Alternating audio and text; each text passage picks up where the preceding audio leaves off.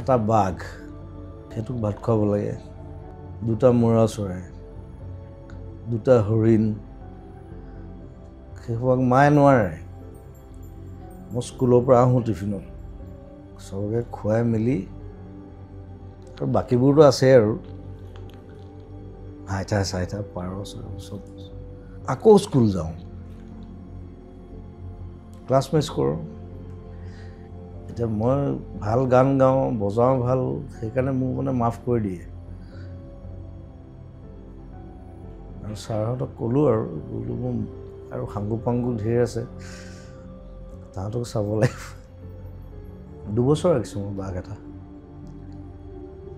এই গছৰ লগত কাণত লৈ ঘূৰি ফুৰোঁ কি লৈ ফুৰা? বাঘটো সেইটো কাণত বহি থাকে। মই এনেকৈ কি হ'ল বাঘটো তাৰপিছত তাৰপৰা ট্ৰান্সফাৰ দি দিলে দেউতাক, আৰু এতিয়া মই তাৰপিছত যোৰহাট আহি গ'লোঁ। মই মেট্ৰিক পাছ কৰি নাই, মই সেই ফৰেষ্টক আকৌ দি দিলোঁ। যোৰহাটত মই ক'ত বাঘ ৰাখিম।